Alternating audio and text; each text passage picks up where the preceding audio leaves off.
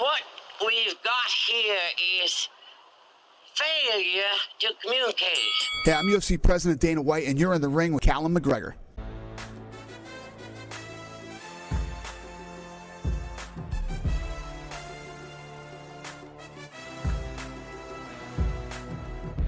Let's go! Let's go!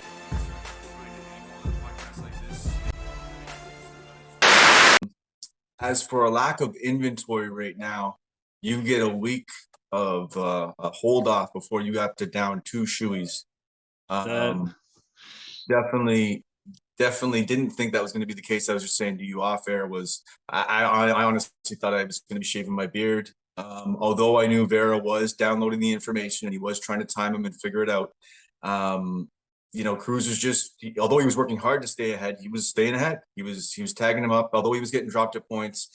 It could have went to a decision and ended up one way or the other. And then that's where your dog money works out for you. And Cal shaves his beard, but on the flip side, you're going to have to do 2 back-to-back shoeys next week. Foam will be going everywhere. Get your loved ones out of the room because I would imagine it's going to be really, really nasty to look at. So let's just do a quick recap of the event that was. A couple big spots that proved, when lines are really wide and people have only been in the UFC for short periods of time, that we have to be careful with where we put our parlays and where we put all of our eggs, especially when those lines get nice and chalky.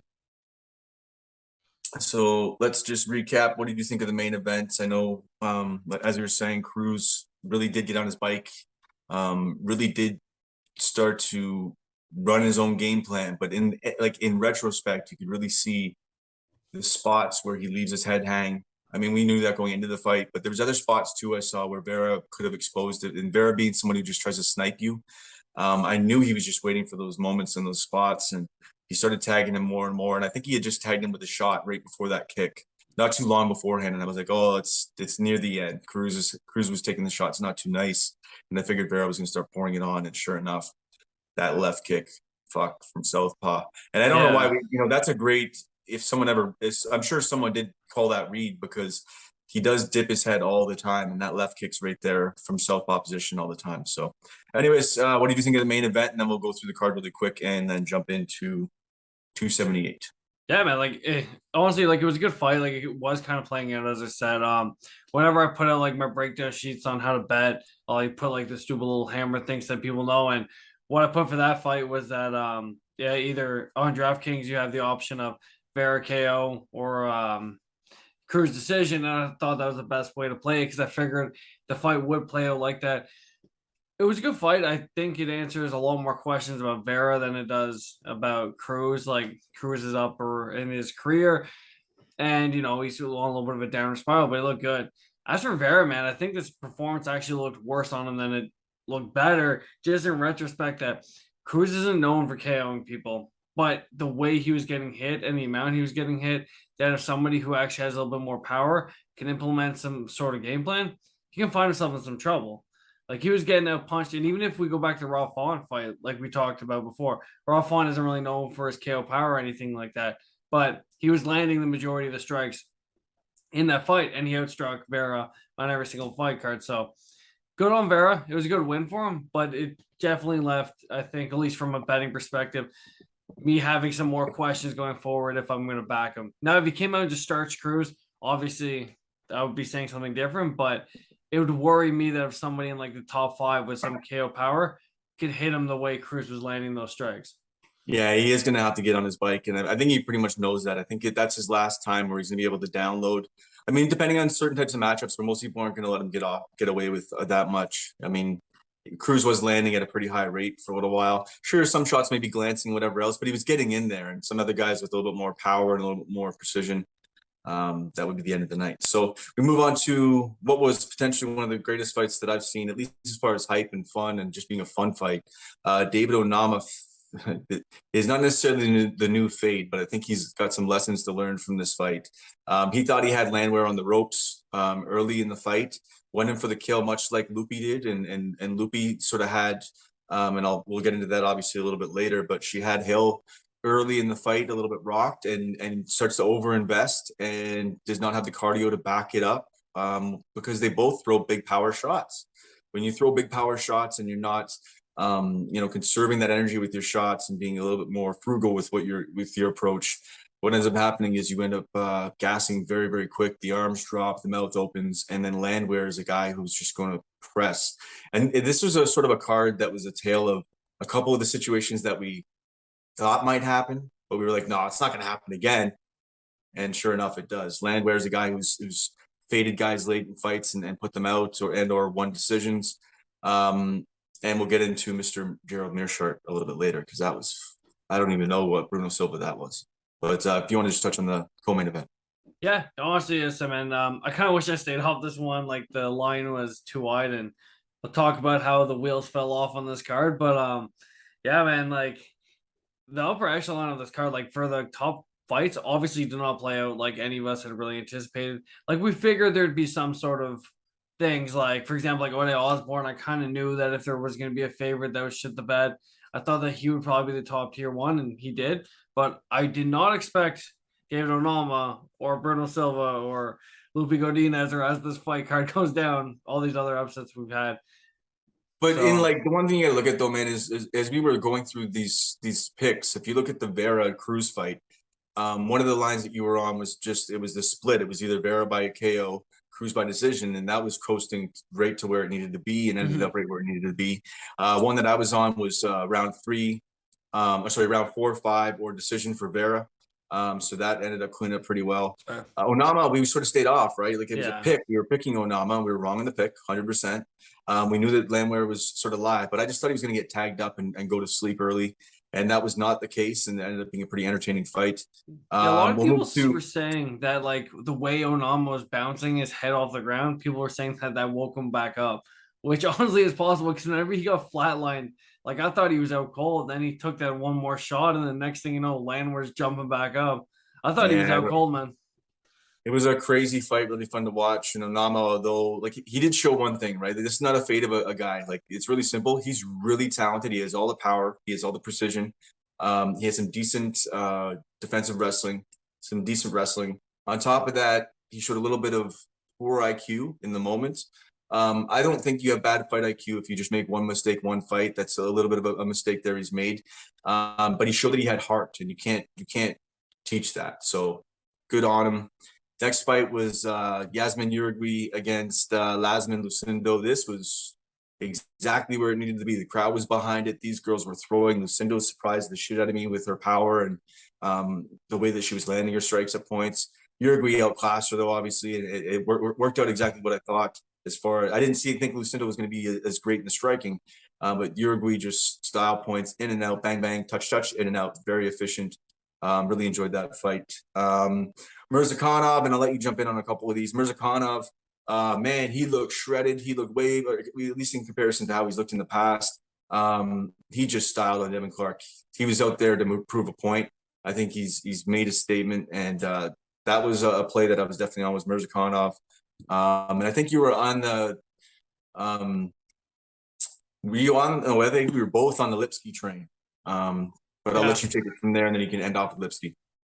Yeah, the Lipsky was but as you and I said, like whenever we first broke down this fight 2 weeks ago, we were both heavily on it. But as we talked about the COVID and the issues and everything going into it, it was, although Lipsky was the pick, it was a very, very heavy stay away. Like just because I said you can't bet on the amount of variables going into that. I think 9 out of 10 times that fight doesn't play out the way it did. But Priscilla was just, she came out there and she was just throwing bombs, and Lipsky and just you seemed saved like, my ass on that one because that was going to be one of my official picks that I went and pushed forward. And you're like, no, COVID, potentially this and that questions. And I'm not going to say it was COVID, but she didn't look herself. Same time, I think she's, I don't know, man. I just think this is the end of the line for her. She'll probably end up in the PFL or something. I don't know how many fights she has left under contract, but I just think this is sort of the end of the experiment in the UFC. If there is one or two more fights, she's got to really put on a hell of a show to get re-signed. Because yeah, next fight was the Meerschaert Bruno Silva fight. I don't know what happened. yeah. I know he has wide shots, but what was that? I don't even know what that was. I don't even know what he did. Like I know, like Luke and I were outside his place and we were watching this fight, and like we're all like talking to his buddy. We're like, man, like you're gonna see a KO in this fight for sure. And just like I said, he was like throwing wild, but like I don't. I'm with you, man. Like it was really hard to like recap on that fight because it's like, what did we really get out of Bruno Silva? Like we saw a guy that just fought Alex Pereira, who was fighting for a title. That's it, man. He just Look like he was trying to tread water or some shit and stay above water. It was brutal to watch. he looked drunk, And I'm like, man. why didn't I hit the mirrors? Like, I know why, because after what Bruno Silva showed in his last fight, but then you know what? He did show decent wrestling in his last fight, and that wouldn't be a smart play for him against Mearshart, right? Yeah. So I think that was an overstep. I didn't go heavy on Silva. It wasn't a big pick, but man, the sub comes. Mearshart looked good in the stand-up too. Yeah, no, he dropped him in the third. Yeah. I was like, what the fuck is going on here? He drops him, and then he goes to get up, and bang.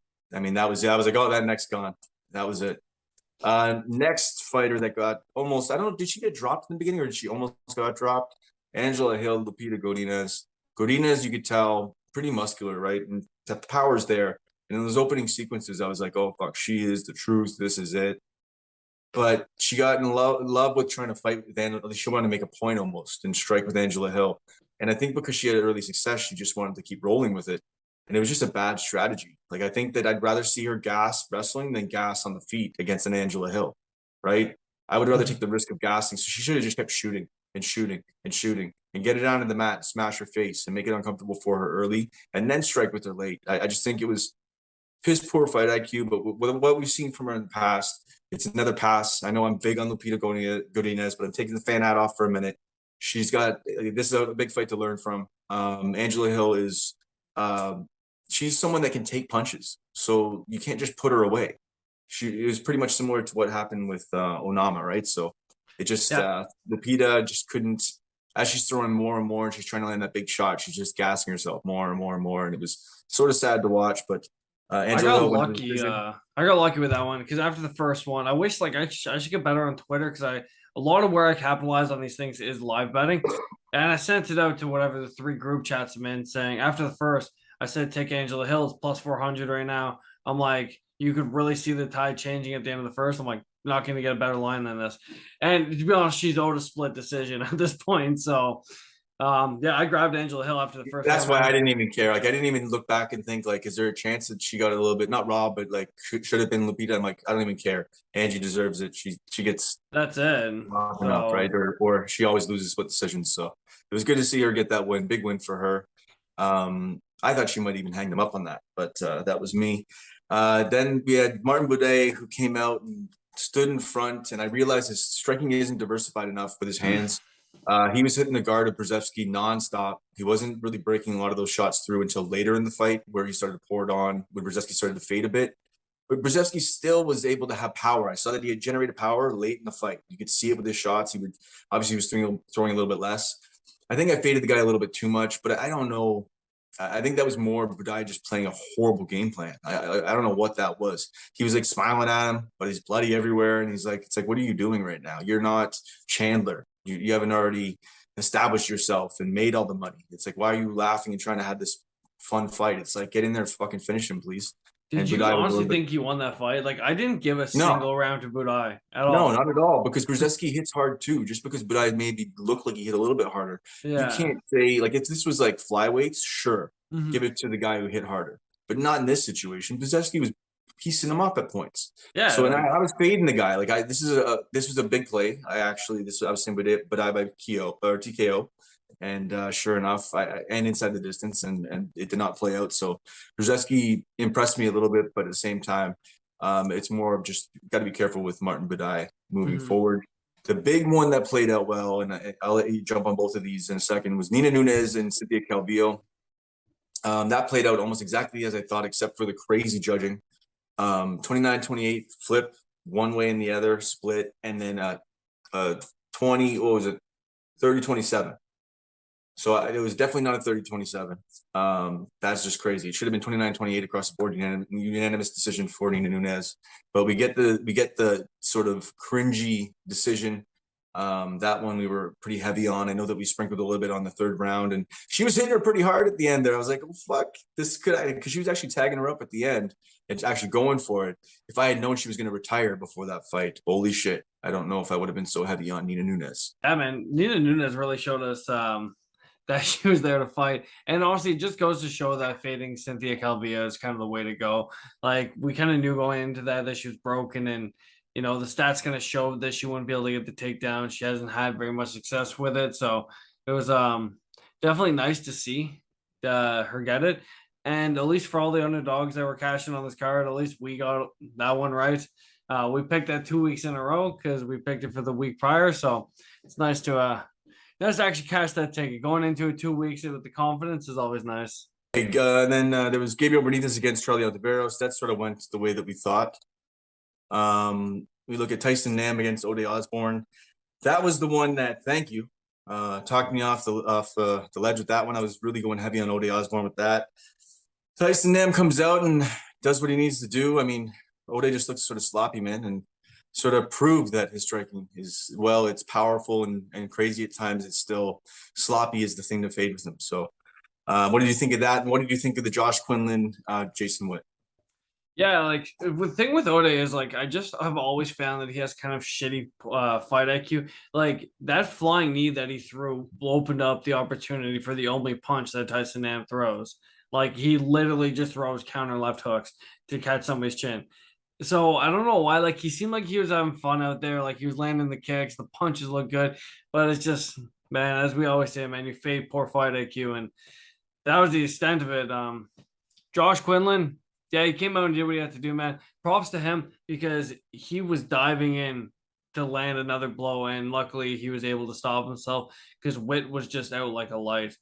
Like, and it didn't even look like that hard of a punch. But once again, like we'll find out in the future if that's actually a Josh Quinlan thing or if that's just a Jason Witt chin thing.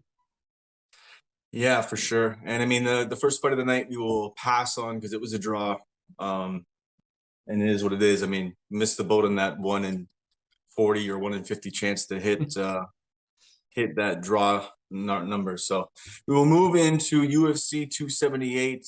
As we said last weekend, not too bad. I mean, we hit some of the bigger spots, missed a couple spots as most of us did, stayed away from the Godinez and all that, and avoided some of the bigger losses. So but now we move into 278, as I was saying, Kamaru Usman against Leon Edwards in a rematch of who I honestly think are two different fighters than what they were in their first fight. And a lot of people are sort of still fading Leon on that. They're saying that his wrestling is not going to be anywhere close to good enough. His wrestling defense is not going to be close to good enough.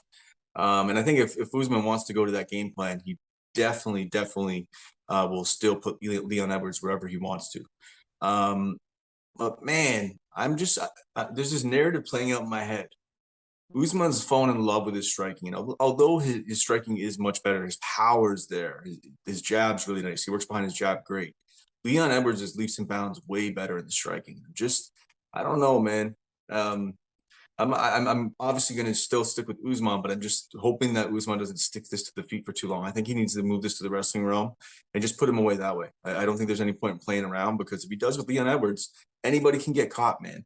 And Edwards will eventually start to land more unless Usman gets that respect on the feet right away. So maybe I'm giving the dog a little bit too much, but I just think that Usman, this is his fight to lose, is my opinion. So I'm going with the champ in this one. What are the odds currently sitting at right now?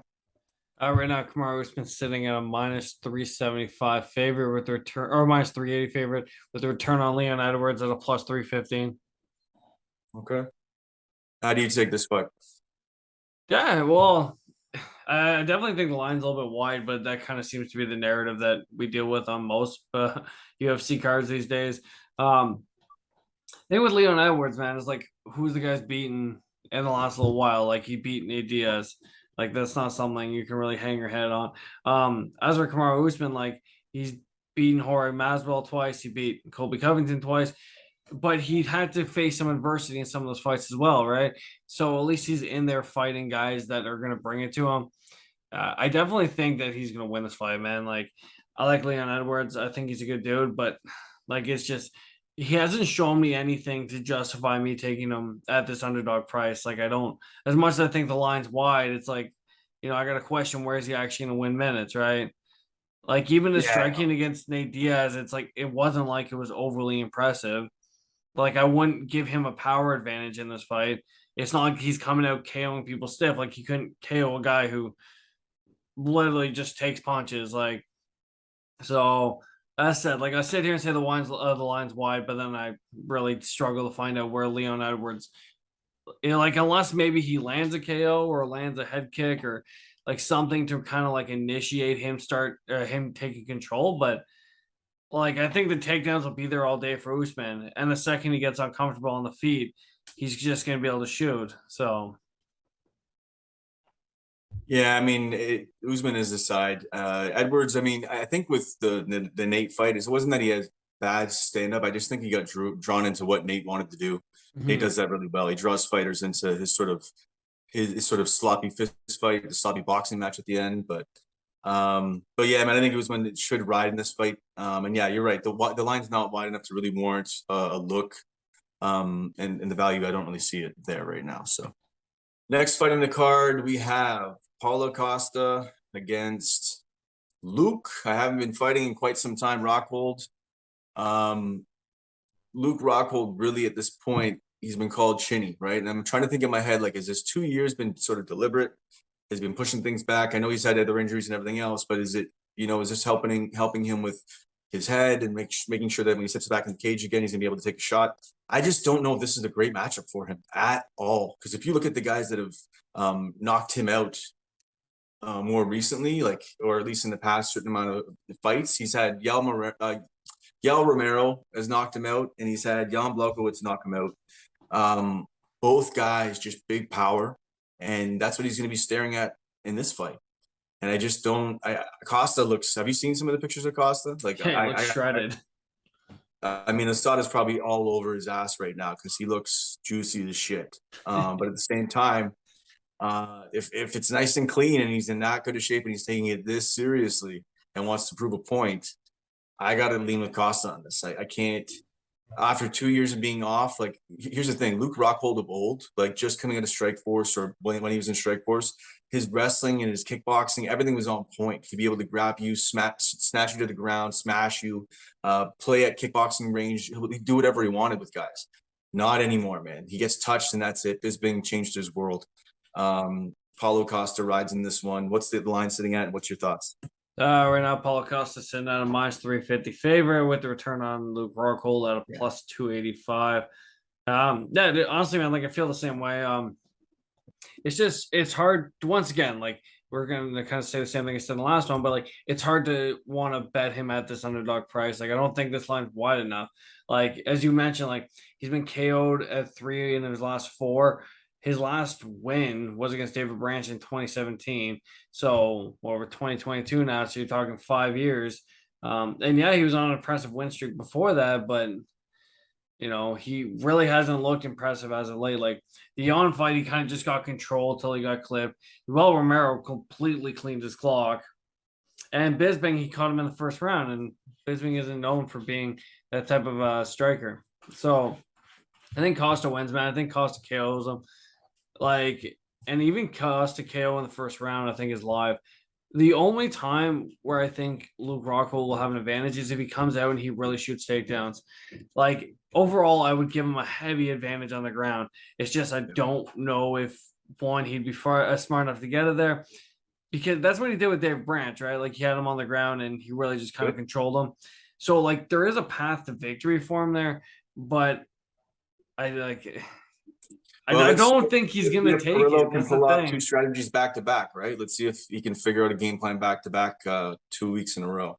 Yeah, like if you're worried about Luke Rockhold as a dog, like you can get the fight doesn't go to decision at minus 300, which is pretty much the same price tag as Paulo Costa, and that covers both of your. Like in case if he gets it down, he'll probably finish Paulo Costa. Like Luke Rockhold's never been the type of guy just to lay and pray. Like he's going for submissions and he's going to ground and pound you out. So regardless which way this one goes, I see it ending inside the distance, but I really think it'll probably be Paulo Costa first round. Yeah, I'm with you on that. I think he's just going to be able to, make Rockhold uncomfortable, press him back as he's trying to throw his outside point kicks to figure it out. Well, he has like some big kicks, not point kicks, sorry, but he's gonna time a kick, maybe land it, get on top of him, swarm him. That's all she wrote. I can't trust that many knockouts from similar style power and guys with hands. And I'm going Costa. I think he's gonna swarm him and just destroy him. So not the dog to play, but the slight dog of the week. If the line, I hope, will go the other way, but I don't think it's going to. I think it's going to sit around and pick him all week. Is Jose Aldo against Merab Dvalishvili.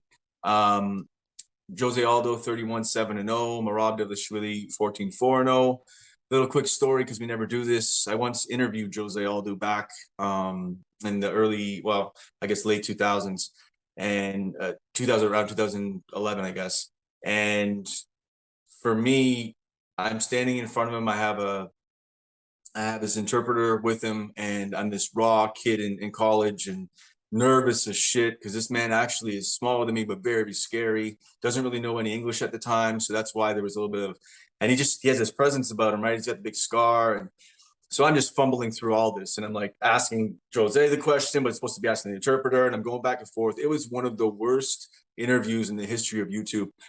If I can probably dig it up, and there's comments that aren't too nice, but I did enjoy the time. A long time ago, probably one of my, like I said, one of the worst interviews. There's some good ones that I had, some ones with Dana White and whatever else, but that was not my best moment. But that being said, Jose Aldo now, let's fast forward. That's so many years ago. I don't know if it was 2011. It was around UFC 129. I can't remember what year that was now because I'm getting old and senile. But Jose is a dog in the situation against Merab, and we know why, because Merab, he's a very powerful man with powerful shots and very dominating, smothering wrestling. He looks to finish you with ground and pound, can snatch up a neck as well too. But there's just one really thing that I'm a little bit concerned with in that Marlon Moraes fight. He got clipped early, and yeah, I know he figured it out and was able to put a guy away that most guys put away at this point in Marlon Moraes. But Jose Aldo is not going to be that easy to get down. He's not going to be that easy to put away. And what does Merab look like after he's given his best and Jose might still be there standing in front of him? Now, I think this is a 5-round fight. This definitely, actually, I don't even know how you could run 2 storylines on how that could play out. But I just think I got to go with Jose on this one, as much as I think Merab could maul him and take him down and slam him. I just think whenever I see Jose at dog money and I look at the matchup, if Jose can keep it on the feet at least to a certain percentage of the fight and land some big shots, and Merab doesn't really get too active on the ground, then there's going to be a decision in Jose's favor. I just think Jose's gonna be able to potentially get back to his feet and do what he needs to do to win this. And really, depending on where the line goes, I might make this more of a hammer spot at some point. But I'm gonna go nice and light for now, because right now I think Jose's sitting at even money. But yeah, in that Marlon Moraes fight, that sort of showed me a couple of things, and I think that Jose is leaps and bounds ahead of Moraes at this point. So, what are your thoughts on this fight? Yeah, Does Jose keep it up, or does Merab get him down and smash him? Yeah, no, I'm pretty high on Jose in this one. Maybe I keep backing these old vets though, so maybe this is going to be another one of my words on. But yeah, man, you kind of said it the same way. I think you saw a lot of questions in the Marlon Moraes fights, and most refs would have stopped that. So good on him. He still got that, but that fight could have been stopped more than once. I think Merab will have more success in this fight than he did with Morales, sorry, just primarily because we all know Morales' win condition is a first round KO. After that, he gasses out about 3.5 minutes in. So I think you'll see a more calculated approach from Jose Aldo. But I think that's also going to be more of an opportunity for Aldo to get a late KO, because I think with Merab, Jose Aldo has a 90% takedown defense, where if you look at that, like, that's incredibly impressive, because that's over 8 years in the UFC. Like, there is a giant sample size to back this one up. And secondly, we all know Merab's going to shoot the takedowns, and if you look at most of the fights he wins, he's able to really hold guys down. And I don't think he'll be able to hold Aldo down. And I think the constant of him having to get back up. We know Aldo doesn't have cardio issues. So yeah, that's done now. People were worried about the weight cut and stuff. And although he looks like Skeletor on the scales, barring him falling down on the scales, Yeah. his team seems to know how to cut the weight right and get the weight back on properly, which is one of the most important parts of it. And they get the weight back on right. So I'm not as worried about that either, man. Yeah, so I'm liking if you can get the line for Aldo round 3 or by decision, I really like that line. I think that's probably the way it goes. Third round KO sitting at plus 1600. Aldo right now sitting at plus 115, so there is money coming in on Marab. So if you're on the Aldo side like us, you probably get a better line as the week progresses, considering Aldo did open up as a favorite. So we'll see. Yeah, maybe a time to hold. I normally wouldn't say that we need to see the scales on this, but maybe wait for the line to land where it lands. But I really like Aldo in this, and that was the pick I was sort of leaning to based on your breakdown as well too. Round 3 decision sounds like a good one to Yeah, me. I love it, man. All right, next fight on the card, and this one had me. I really dug into this one. So Marcin Tybura against Alexander Romanov, and this is going to be a hell of an interesting fight for however long it lasts. And if it lasts longer, then it's going to be show us a hell of a lot about Romanov, that's for sure. So we got Romanov coming in at 16-0-0 against Marcin Tybura, coming in at a 22-7-0.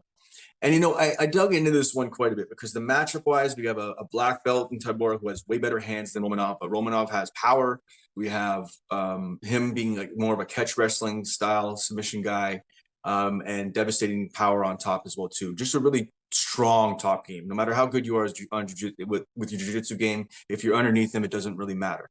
That being said, can Marcin Tybura use his jiu-jitsu to keep this on the feet to a certain percentage and start to drag Romanov into that third round? It's very interesting. It really, really is. I mean, although Romanov's been a phenom and really beat everybody up, I really look at who he's beat, and I'm not overly impressed by his strength of schedule. And then even looking at Tybura, who's been around in the UFC for a long time, a lot of the guys he's beat are guys that were near the end of their career, right? So, looking at guys like Walt Harris, although I think he might still be in the UFC officially, but he's pretty much at the end of his rope there, right? That was one that I was looking at on tape. But there's just a couple other people that I noticed that although Tybura has fought pretty decent amount of the who's who in the UFC, it's just at the wrong time. Yeah, I got it open now. So, his loss to Volkov, obviously. He has his win over Greg Hardy, but who cares about Greg Hardy? There's a win over Ben Rothwell, but he's a guy who's faded, who has power, but he's just not really been relevant at this point. Paxton Grisham, and the Spivak fight, but Spivak did not even take the approach that he did, or he has more recently. He didn't really try to take him down too much in that fight. So for me, I've gone back and forth. I've sort of analyzed and picked both guys apart. The line is so wide now. What's the line currently sitting at right now? It almost has to be a value play at this point. Right now you have Romanov sitting at a minus 510 favorite. The return of plus 395. Oh yeah, so it's even jumped since last night when I was breaking these down. I was at plus 275. So I mean, he's got 82% takedown defense. Tybura does. So I don't think that's the same against Romanov. Obviously, he's going to really be tested here because this guy just runs through people like a train. But I don't even know where to go with this one, man. I think as the line goes wider, I almost have to take a shot on Tybura at this point. I almost have to fade Romanov, and it's probably what I'm going to do at this point, man. I just think it's his biggest step up in competition. Although I sort of shat on what Tybura's competition himself is that he's fought, I just think that his experience is going to make this line just far too wide. So I'm going to lean Tybura in this one, more of a value play. Romanov could come out in style on him and smash him real early, really quick. But how do you take this fight? Well, yeah, I'm on the Romanov side on this one. But the thing is, I wish I really knew how to play this one, right? Because Romanov is sitting at plus 300 to win by points, plus 140 to win by KO, plus 400 to win by sub. So there's plus money all around the board on whichever way this guy wins. Is just what's his most likely outcome. Like, obviously the odds are leaning towards the KO, but when's the last time Tybura was literally KO'd? Like, I don't think Romanov has the ground game to come in and just smash him.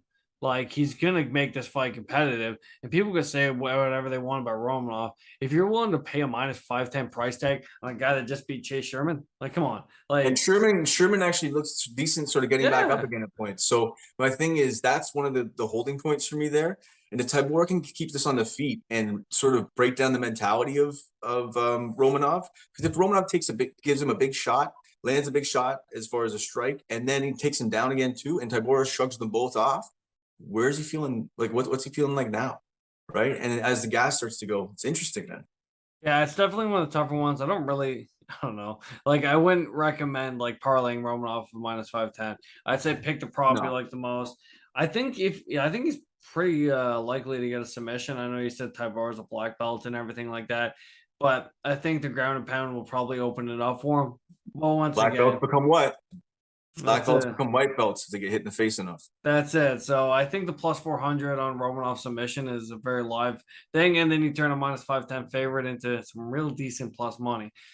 But Yeah, just as I said, I think I'm digging for value, right? So I'm seeing value and I'm trying to pick Tybura based on that. I'm not trying to flip flop here. I've sort wait of, till you hear my angle on the other heavyweight fight we have, okay? I'm very interested.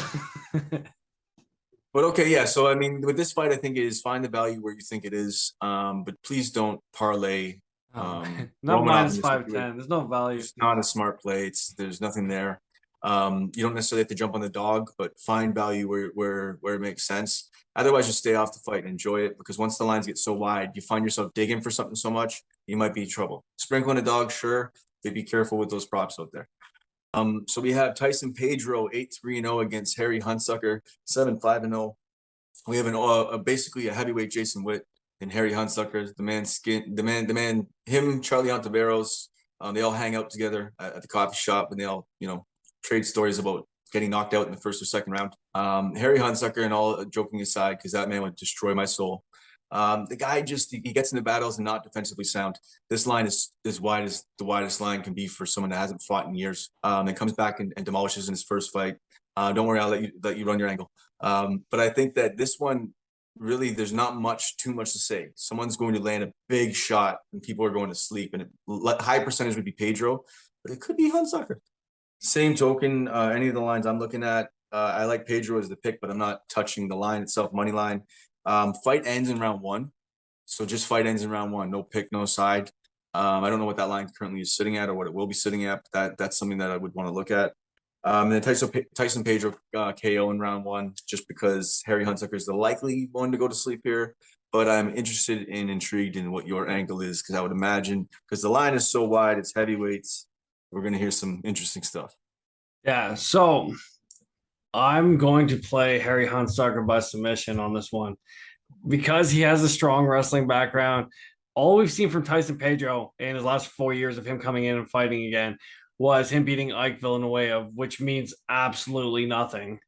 So, and if you look at Pedro, he has shown issues with grappling in the past, and he's got one loss by submission.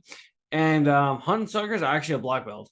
And if you look at his record, for all the fights that he finishes, he has more submissions than he does KOs.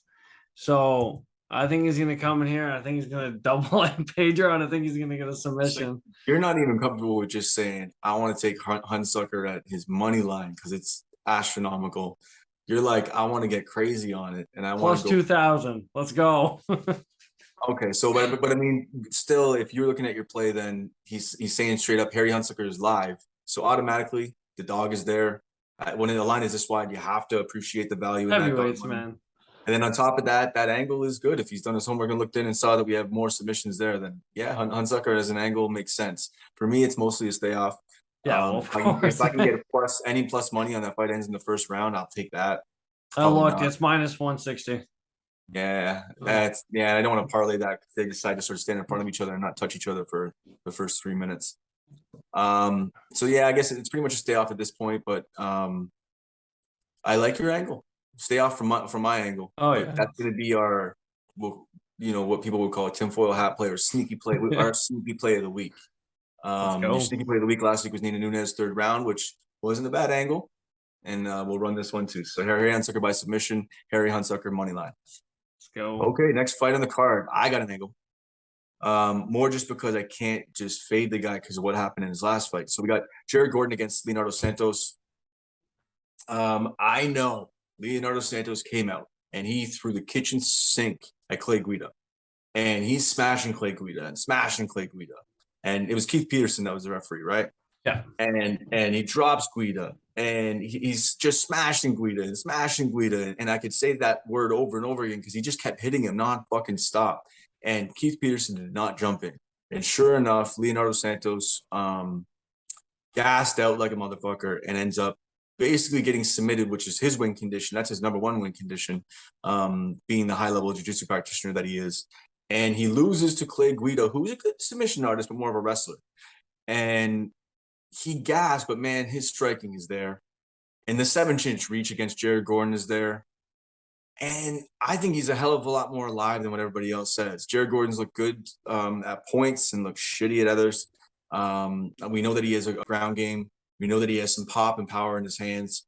But I just think that he's live to go to sleep because he's been knocked out 4 times. And I know that the last time he got knocked out was 2 years ago against Charles Oliveira. But I just think that Santos is live in the first round. I think that if you don't want to press that button on that one, Santos round 1 and 2, or Santos round 1 as a prop, I just think there's value there. I think he could touch him. Or even that one I was looking at was Santos just round 1. Because what if he hits them and submits them, right? He club and subs them and puts them out. I definitely could see Gordon winning this fight. I could see him being the favorite, but the line's just too fucking wide. What is he sitting at currently right now? It's currently sitting at minus 325. Gordon is never a minus 325 against fucking anybody in the UFC. I'm sorry. He's a really good fighter at points. He's shown that he can be a solid fighter. But bottom line is, when his big win is like some of his best stuff is his grappling, and Leonardo Santos' grappling is fucking top notch. And if he stands with him and Leonardo Santos touches him a couple times, Santos has power. So I get that he faded. I get that he looked like shit. I get that the line is so wide because he got submitted by fucking Clay Guida.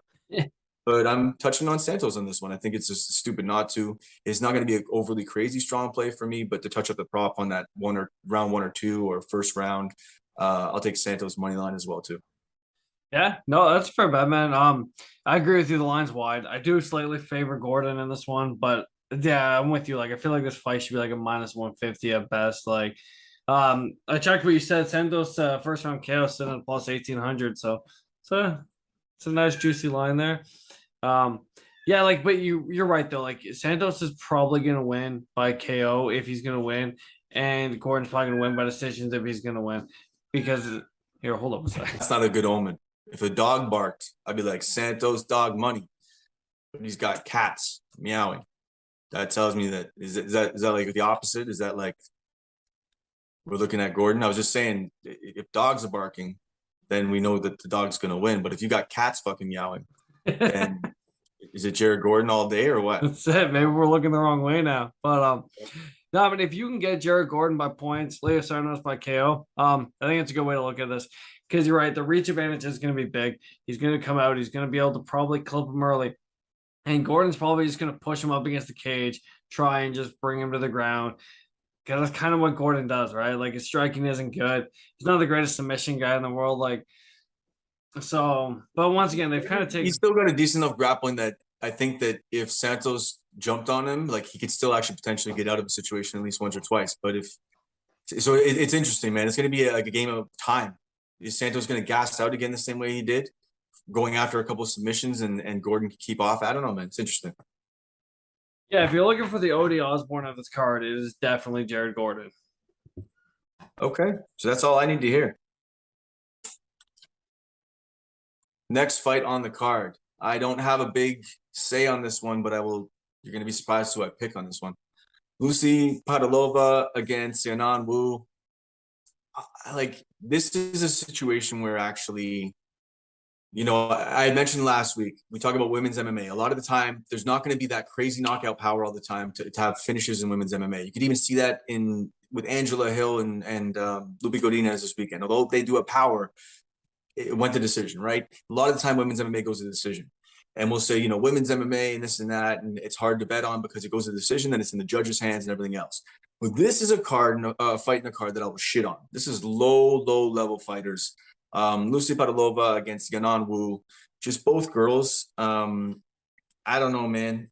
I'm going to have to likely go with the dog on this, and that's crazy to even say that I would even touch Yanan Wu on this one, just because of the value on it. But I mean, I don't really know where this fight I think it's going to go to decision and go either way. I'll tell you straight up. These girls are going to both stand and strike. You're not going to really see much more than that. And I just see why not go with the dog on this or just stay off it altogether. But just in cross section of both girls, I watched tape on both of them. Sort of not impressed by both. Yanan Wu doesn't trust when she's actually even looking decent. She doesn't trust it and keep going with the game plan that she's running, and she sort of tails back into herself. I don't know if it's a confidence thing. Sort of hard to watch, to be honest. It wasn't. It really. I shit on people for ripping on people watching tape, and they're like, "Oh, that tape was horrible watching that tape," but it was rough to go through. So I'll go with the dog on this one, Yanan Wu. But yeah, I get that Padalova should be the favorite, but not where it's at right now. What's the line currently sitting at? It may have moved since I last Yeah, saw I it. saw that wide, man. It's a minus 135 for Pavlova and a plus 110 for Wadu, whatever her name is. Yeah, so but it's even still worth a little sprinkle on the dog just because. It's like, why not? Yeah, for sure. And the thing with Wu, like, is she is good, man. Like, the problem is she hits air way too often. And that's the only thing where you're going to have on the other side a more technical striker who's probably going to have the higher accuracy and hits the most. But this could be a tale of the tape where because the damage that Wu lands, that the judges put rounds in her favor. So I don't hate it, man. It's a good stat for sure. Fight goes the Yeah. distance, minus 360 to me is a parlay piece, but I don't hate it, man. It's I think Wu is a little more live in the spot. Remember, like her opponent there, right? She got cut from the UFC. So this is her first fight back in the UFC. And it's not like she was facing high levels of competition in Octane either. So for her to come in as a favorite doesn't make a lot of sense to me. And don't worry, man, you're thinking about bad tape, man. We have to tape study Jamie Pickett as the co-main event on the Diaz Chumaya fight. So apparently they just decided that that card's worth nothing else, so they put Jamie Pickett in the co-fucking main event. That is absolutely brutal. Okay, let's move on to the next fight on the card. A little bit of a take on this one as well, too, but the line is getting wider and wider. We have Woodson against Saldana. This is going to be a fun battle to watch in the striking realm. Saldana, I mean, I backed him multiple times because he is pretty dangerous, and he does have some heart, but he throws so much into his strikes and doesn't learn his lesson, and he gasses himself. It's pretty frequent in his fights. If you were to look at his fight against Austin Lingo, that's a good example. In his last fight, I know he wins he beats Bruno Souza. Souza just more or less didn't pull the trigger, though. I think that was sort of Souza's fight to lose. I think Souza might have even been favored, if not, it was almost a pick 'em at that point. I could be wrong. Now I think he's in the Karate Fight League at this point, but Bruno Souza just didn't pull the trigger in that situation. I think Luis Saldana, the one thing about him is he has this crazy dynamic striking, but he's hittable. And as you hit him, you can actually almost see his gas tank start to fucking fade. It's almost like the power meter on a video game.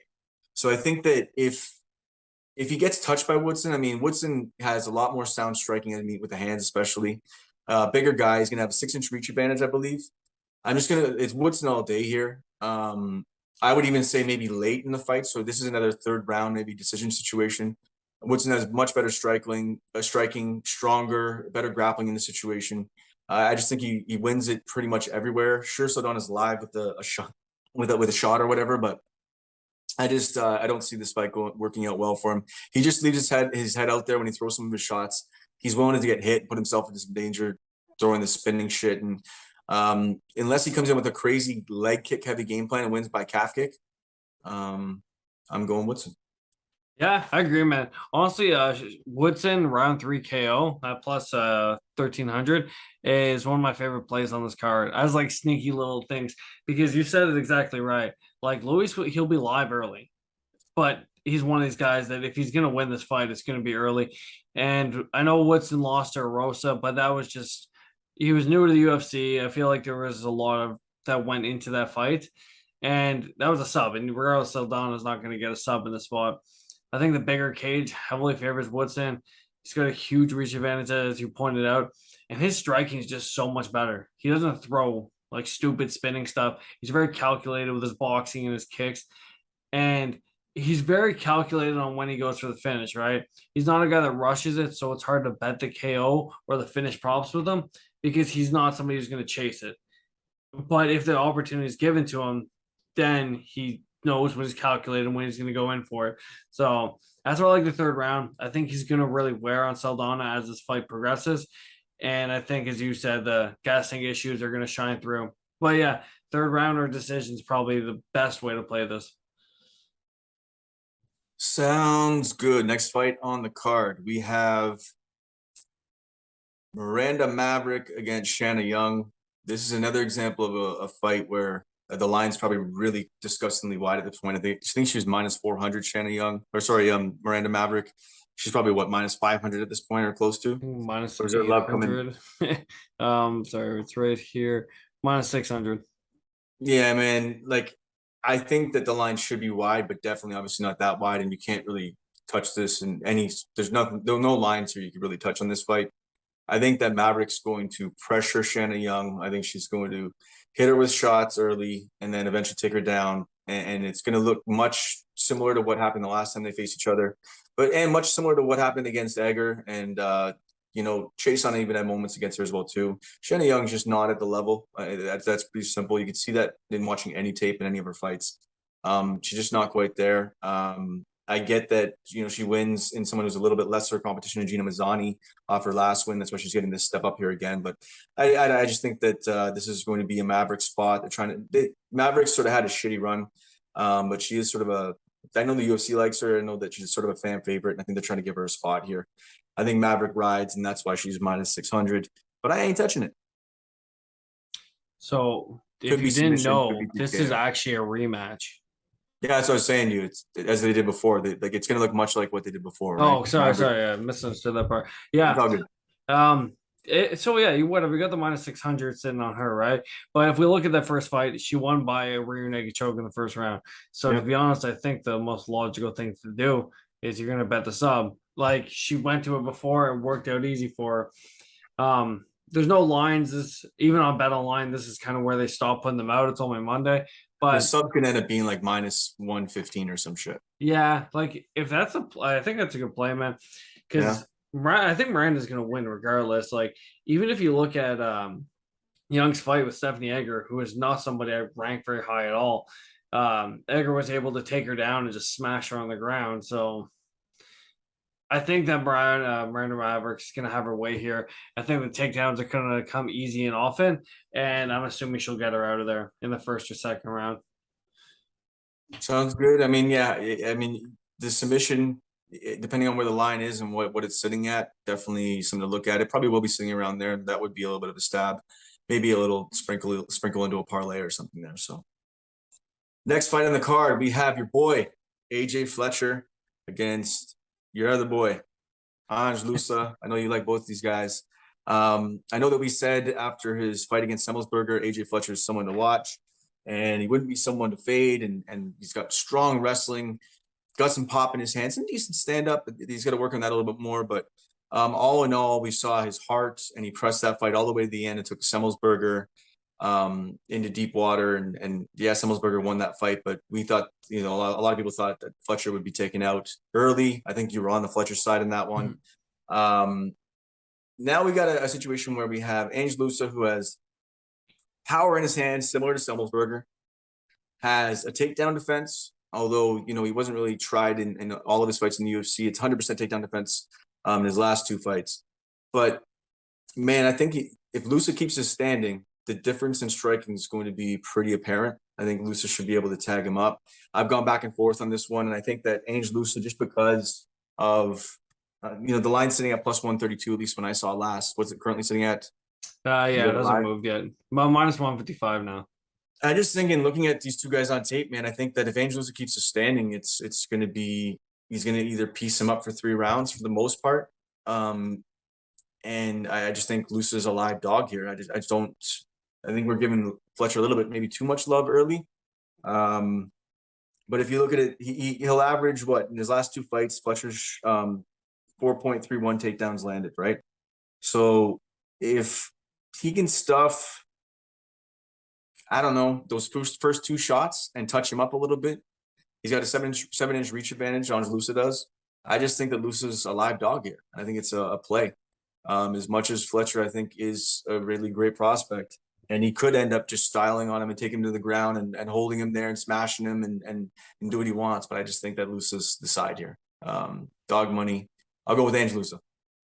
I'm gonna ride with Fletcher on this one. Just because if you look at Angelus's fight, although he took his last one on short notice, I believe it was a tale of him kind of gassing towards the end. He did kind of show some cardio issues to me, at least from what I saw. And the thing with Fletcher is, I don't think you can have any sort of cardio issues. Like, although he slowed down in that Semmelsberger fight, he was running at such a high pace. And on the flip note, if you look at Angelusa, like he has a 14% takedown accuracy because in his last two fights, he was really shooting to get them and he was unsuccessful for it. So I agree that he has the better stand up, but I think Fletcher will probably be able to control the better minutes in this fight, at least for the first round or two, and then maybe it'll be closer in the third.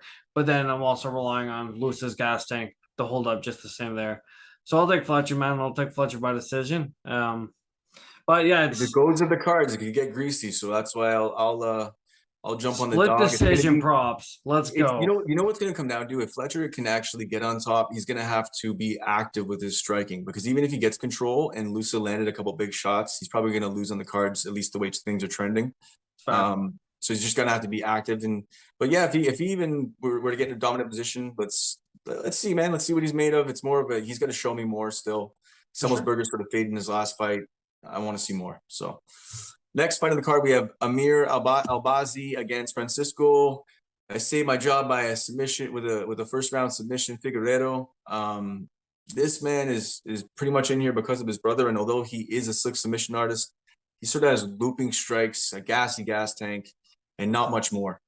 These guys share an opponent in Malcolm Gordon, and Albaziz had submitted Gordon with a triangle choke, and what Malcolm admits was it was just a mess up in fight IQ. But Figueredo, I looked at all of the stats. You break it down strike wise. What's Albazi sitting at right now? Is it minus 400 still? Albazi, sorry. Yeah, minus 400. I mean, both of them are slick with the submissions. I think so. I think that Albazi will be able to at least nullify Figueredo's biggest win condition.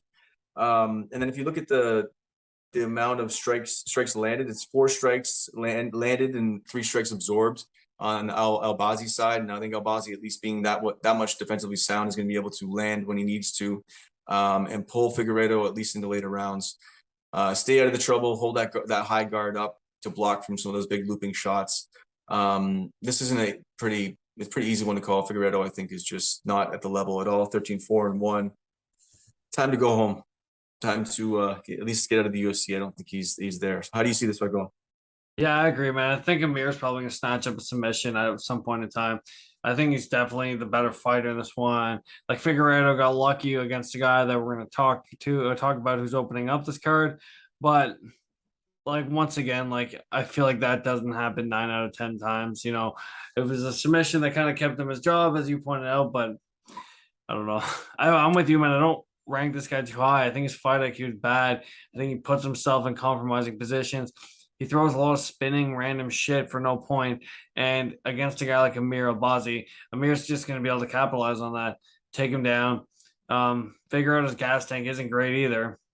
So at some point in time, I feel like that submission is going to present himself. And also with Amir coming back, he hasn't fought in too long, or he hasn't been active. I shouldn't say he hasn't fought in too long. So he was one of these guys that was kind of more towards the top of the division pre-COVID. He's still a ranked fighter. So I think he needs this win just to kind of catapult himself back in. And I think he's probably going to try and come out and make a statement. Yeah, I mean, I think I have Albazi right now, money line. Albazi fight doesn't go. Albazi, sorry, round 2, and then fight doesn't go. Yeah, I like it. Next fight on the card, we have Arichi Lang against Jay Perrin. Arichi Lang 29-9-0. Jay Perrin 10-5-0. As of last night, it was minus 170. Arichi Lang plus 140 on Jay Perrin. What's it currently sitting at right now? Minus 165 to plus 145. So some money coming in on Perrin. Okay. Yeah, I mean, looking at the matchup, I had to break it down. The strength of schedule definitely goes to Arichi Lang. And if we look at strikes landed, that's going to be one of the biggest things. Strikes landed is 6.6 per minute. He absorbs 7.71. We know that Jay Perrin, it's going to be takedowns, right? Because he's shooting about 3 takedowns, and likely will be the one that wants to take it to the wrestling game in this fight. versus Richie Lang, who's about 2.5 takedowns in a fight, but will probably want to keep the standing. My pick will be Richie Lang in this one. I just think he's going to be able to use his defensive wrestling to stay on the feet and has a little more power and be able to either put him out or win by decision. Yeah, I'm gonna go the other way, man. I'm gonna side with Perrin on this one. I think we've seen that Arichi Lang is very vulnerable whenever the fight hits the ground. I think Perrin kind of has a higher ceiling than what we're seeing out of him so far. Like, although his fights with Mario Batista wasn't overly competitive, Mario Batista is a guy that I think also has a high ceiling. And honestly, I just don't think much of Richie Lang. I think he's gonna struggle if this fight hits the mat. And although he throws a crazy amount of volume, he also absorbs about 8 shots per minute. So he really kind of engages in the whole firefight mentality.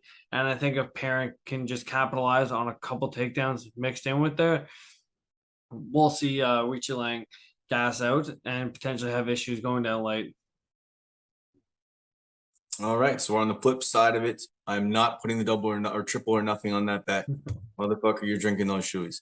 But yeah, I definitely could see it going that way if Jay Perrin shows up in his best form. Like I said, you could see a little bits of it there. I don't know. I think Richie Lang. I think you're shitting on him a little bit, but I think he ends up potentially pulling this one out.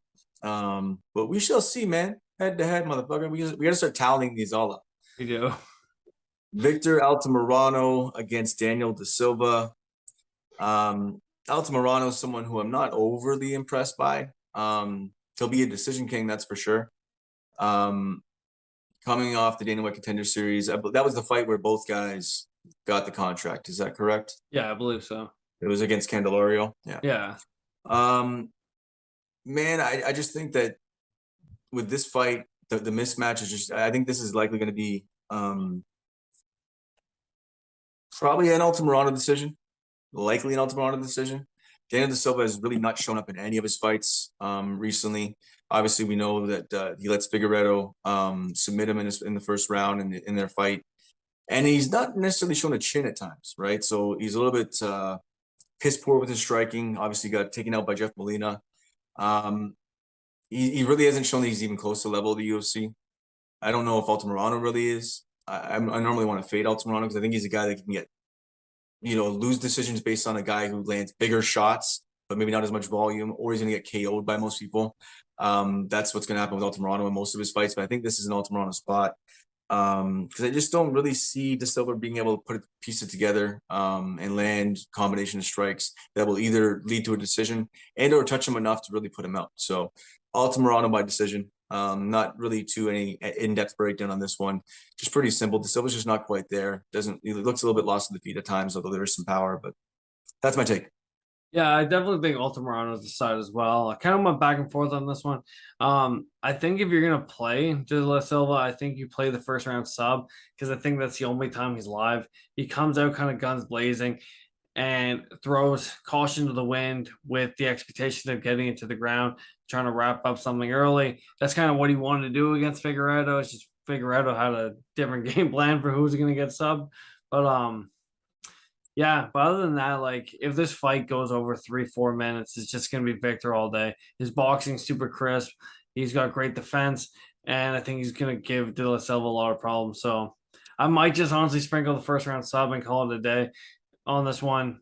For me, there'll be no real action. I'm with you. Like, I don't think much of Victor Altamirano and De La Silva. As you said, he's definitely, if he loses this fight, he's getting cut. So high variance, first fight of the card, much better spots. And we missed that spot with him against Jake Hadley. I would have liked that spot for Jake Hadley because I think that would have been a show up spot for him. But sure. No dice on that one. So we have some picks that we went through, some spots that we broke down as far as props. I'm pretty big on El Bazi in this one. I think he's going to style on Figueiredo. We're split on the AJ Fletcher and Angelou. So that's pretty much one of our only ones that we're really split on big time. Maverick obviously, is going to kick the living shit out of Shannon Young in that situation. I don't see it going any other way.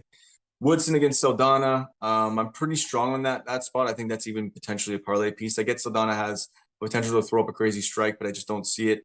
He fades late and either gets taken out or loses a decision where he's gassing at the end. What are some of the heavier spots for you as I'm looking through here, trying to figure out what my heaviest spot is? Yeah, so like obviously, Usman's a real heavy spot for me. Just as I don't really see where Edwards is going to win minutes. Costa by KO first round is a heavier spot for me. Honestly, though, I'm not gonna lie. There's not too many spots on this card. Like I see a lot of high variance situations. So my top three spots are definitely they'll be Woodson, Usman, and Costa. Okay. And then I definitely want to look at sprinkling a little bit on Jose Aldo as the slight dog, but maybe take a look at what not the scales look like, but what the line looks like right around Friday, and then hammer your spot if so be it. But then we look at Marcin Tybura against Alexander Romanov. You're on the Romanov side, but really the line's so wide. We're trying to dig. We're trying to dig for angles, right? Trying to find prop story and see how this might finish. So sometimes you might want to stay off situations like that. I was more leaning potentially with the dog and Tybura just because it's value there. But either way, that fight's definitely not going the distance. Tyson Pedro, Harry Hunsucker, your big sneaky motherfucking play of the day is Harry Hunsucker by submission plus 2,000. That's some tinfoil hat shit. And I'm going with the dog. I'm going with Leonardo Santos rounds 1, Leonardo Santos round 1 and 2. I just think that will be a play once the line does drop, if there might be a line out there already. But and yeah, man, I think that's pretty much all the spots. There's not really too much parlay material. I mean, you could go Woodson, Usman, and yeah, you know what? Fuck it, Costa. And if Luke Rockhold fucks you, then he fucks you.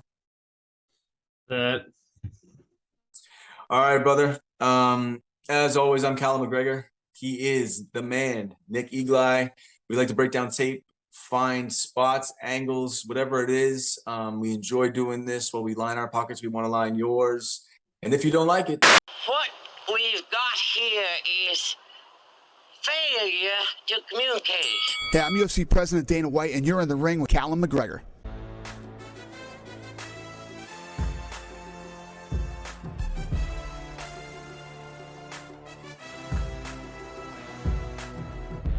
Let's go! Let's go!